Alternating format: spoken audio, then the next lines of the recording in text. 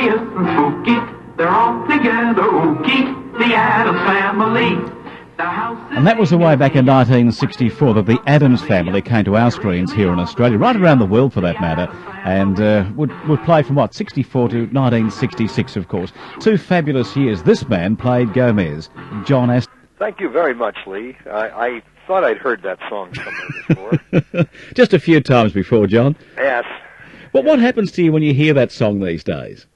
Well, it's a good feeling. It's always a good feeling. Bring back memories? I hear it, the show, while it was only in new episodes for 2 years, which gave us 64 of them, we did more back then in the space of a year than they do now, but the show's never been off the air. It's been on the air here in the States for constantly since the 60s.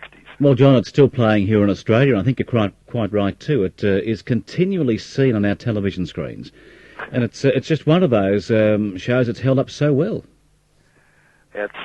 I remember it must have been about 10 years ago.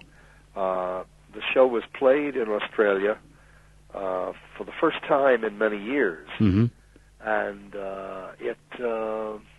it was a big hit, I guess, in prime time, or wasn't it? Yes, it certainly was, and it's still playing today too.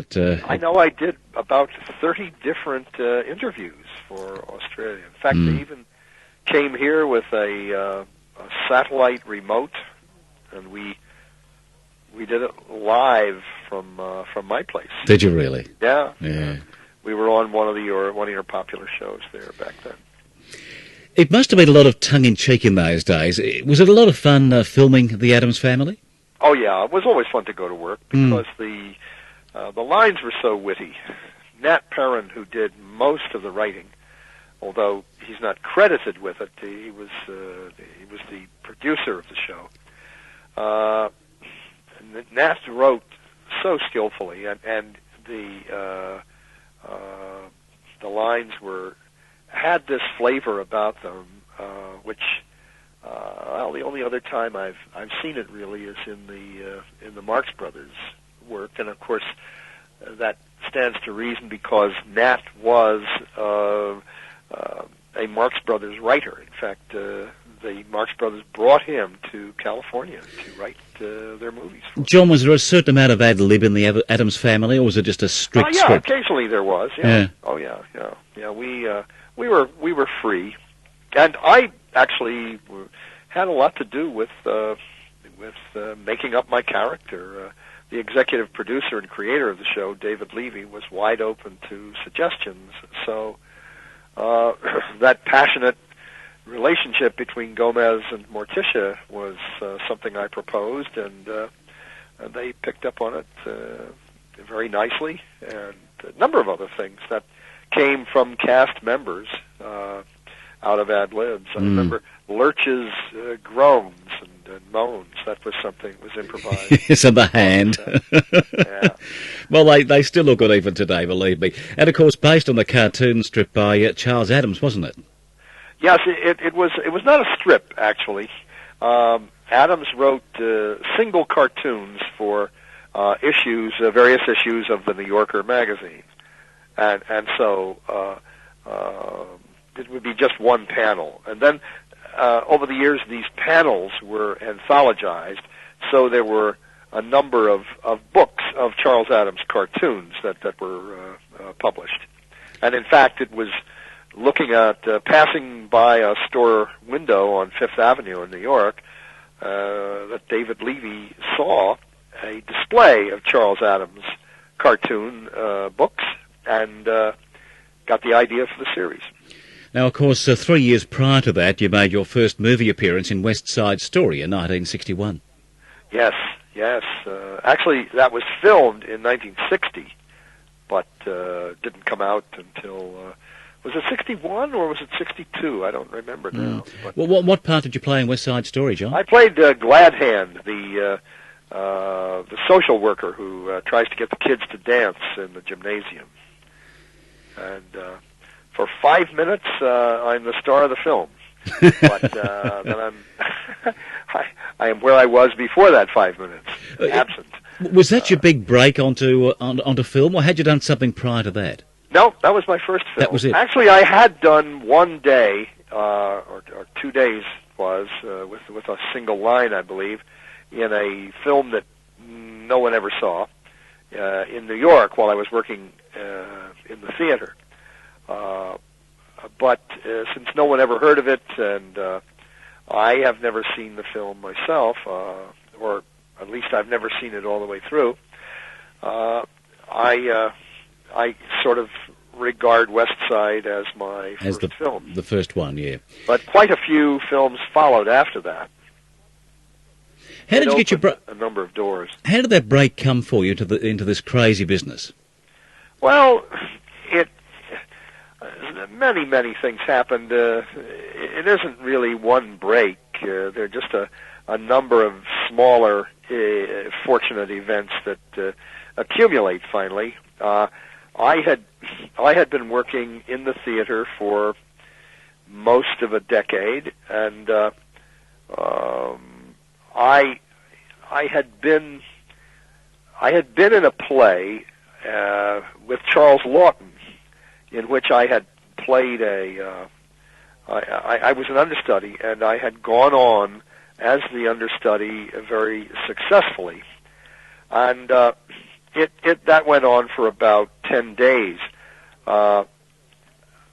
However, nothing really happened from it. But 4 years later, I was reading for a role in a show that summer package that Tony Randall was doing. And Tony looked at me and he said, "I remember you. Weren't you an understudy in Major Barbara?" I said, "Yeah." And he said, "You're one of the funniest guys I've ever seen." And so he gave me the part, and I had a good time in the part, and Tony and others in the show talked me into coming to California. And Tony actually set me up with his agent, and they started working for me, and I got one thing after another, and gradually it led to my first television series, which was I'm Dickens, He's Fenster. Mm. And Dickens and Fenster, along with the movie work, led to my being asked to be in the Addams Family. Of course, it was 1992. Yeah. You were invited back to be the voice once again of Gomez in the animation series of the Addams Family too. Yes. Yeah. Had a good time with that. Yeah, it's a lot of fun. Yeah. Batman, of course, with Adam West. You played the Riddler, 1966. Yes, that was it. No, I think it was 66 or 67. It might have been 67. You had another TV appearance, another movie rather, Move Over Darling with James Garner, I think it was, and Doris Day. That's right. Yeah, I did a number of films with Doris. I did her TV show, the Doris Day Show. Let's see, I did Touch of Mink, That Touch of Mink, and Cary Grant was in that too. And I did Move Over Darling, Jumbo. What else? That was a good movie, Jumbo. Yeah. Very good movie. I'm trying to recall. There was one other film with Doris too. I can't remember it now. But well, you've had so many others. You've made guest appearances on Burke's Law, of course. Hundreds and hundreds of TV shows. Yeah, Mary, of course, in 85, 86, and you played Ed LaSalle, I think it was. Ed LaSalle, yeah, one of my favorite roles actually. That was most enjoyable, and working with Mary was delicious. I enjoyed it a great deal. And of course, I can remember you in Killer Tomato movies. Yes, I did 3 of those. Yes. Yep. And The Silence of the Hams, and that was quite a send-up. Yes, it was. Ezio Greggio from Italy put that whole thing together. Yeah. But many people, I don't know if have you had a show down there called Night Court? Yes, we have. Night Court. I did a character on that, the judge's father, that a number of people seem to enjoy, and then more recently was Erie, Indiana. I don't know whether they've got that down there or not. No, I don't recall that one, no. The Adventures of Briscoe County Jr. Mm-hmm. I'll bet you that plays in Australia, doesn't it? No, I haven't seen No? it. No. Oh. I tell you what I did enjoy. That was Frighteners in 1996 with Michael J. Fox and yourself. Yeah. And that must have been a lot of fun. That was a really funny movie. Yeah, worked with a fair number of Australians in that. Filmed in New Zealand, wasn't it? Yes. About 5 months in New Zealand, sort of split between Wellington and Christchurch. A beautiful country. Oh, it's gorgeous. Yeah. It's really wonderful. It certainly is. If you had we had some Aussies there on the film who were really terrific. John, if you had your time again, would you change your life in any way? I don't think so. Probably I would, maybe do a few roles perhaps a little differently or whatever. But the way I look at it, I'm very happy where I am now, and so why would I change anything? Movies have changed dramatically, as you know, over so many years, the decades now. The language, for instance, the violence. Do you regret any of that having come into our movie scenes these days? I personally, when I'm writing, I don't. I seem not to use it. It doesn't seem quite necessary to me. I'm more intrigued by movies which say something about people. I enjoy character relationships, and I think it's one reason. My main career really is in the theater, and even though I'm certainly not known for that, it's where I spent most of my early days, and even when I was working in television, I would try to do one play a year, and I've sort of gone back to that now. Except that it's not one play a year; it's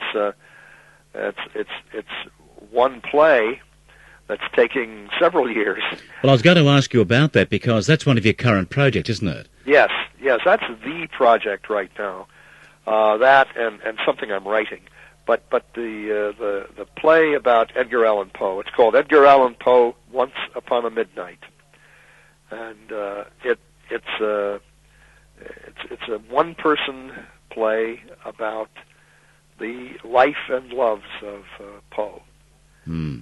And you're going to tour the States with that one? I've been working with the playwrights about, I'd say for about 5 years on it now. You were asking?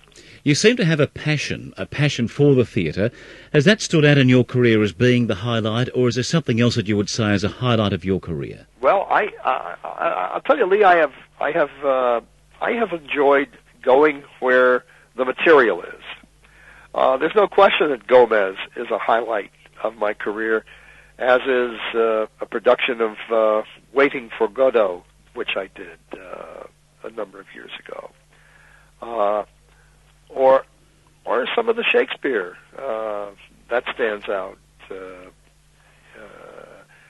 and I did a production of I played Elwood P. Dowd in Harvey a number of times, and that's another sort of highlight.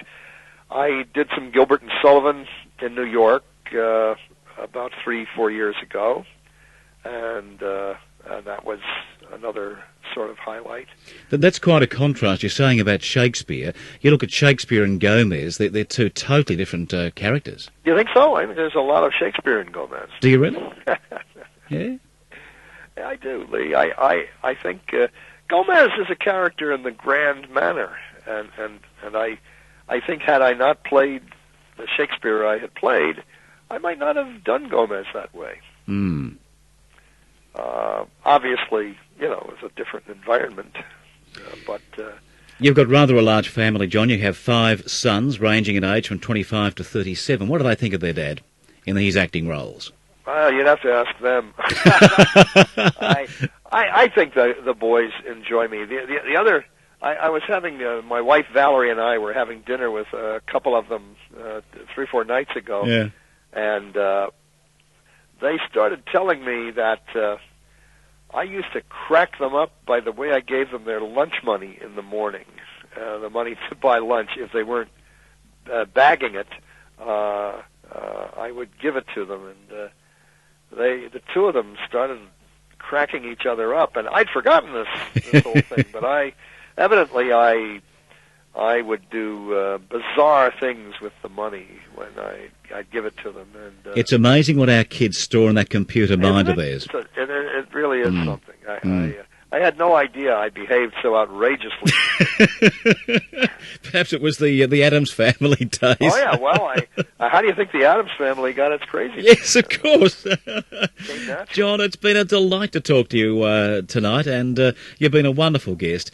Leigh, thank you. I hope to come to Australia sometime with the Edgar Allan Poe play. Would love to see you here, and if ever that does happen... I'd love to do it in Melbourne. Well, you must come and see us, and let's have a meal together, and really get to know each other, so that'd be lovely. Leigh, thanks for your interest, and thanks for having me on. It's a big thrill to do a show down under. John, it's been great to talk to you, all the best to you, your wife, and to those 5 sons of yours. Thank you. Bye-bye to you. Have a good day, year, and century. And same to you too. That's John Astin, the man who was Gomez in the Addams Family.